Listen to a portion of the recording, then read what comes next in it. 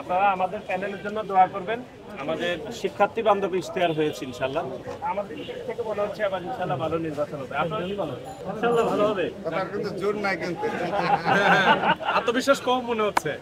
উনিশে তো নির্বাচন হয় নাই, ভোট ডাকাতি হয়েছে, ব্যালট পেপার চিন্তায় হয়েছে, ছেলেদের হলে কৃত্রিম লাইন হয়েছে। এবার আমাদের দিক থেকে মনে হচ্ছে আবার ইনশাল্লাহ ভালো নির্বাচন হবে। আপনারা কি বলেন? ইনশাল্লাহ ভালো হবে। কথার কিন্তু জোর নাই কিন্তু আত্মবিশ্বাস কম মনে হচ্ছে। আপনারা যেহেতু মাথা ঘাটে রয়েছেন আপনার তো জোর আরো বেশি হবে।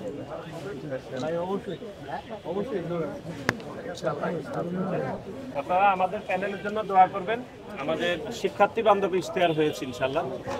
শিক্ষার্থীরা আমাদের উপর আস্থা রাখবে।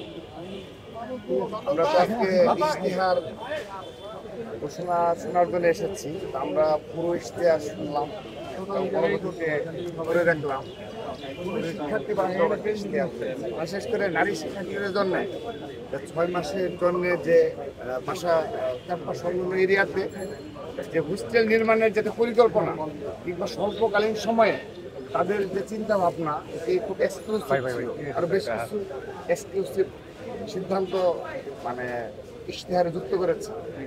যদি আবিদ হানিম মায়ের পরিষদ জয়ী হয়, আমরা বিশ্বাস করছি যে বাংলাদেশের ইতিহাসে সবচেয়ে সেরা বেশ কিছু সিদ্ধান্ত ঢাকা বিশ্ববিদ্যালয় বাস্তবায়ন এবং সেই সিদ্ধান্ত বাস্তবায়ন করার মতো যোগ্যতা, সক্ষমতা আবিদ মায়ের হানিম এদের রয়েছে।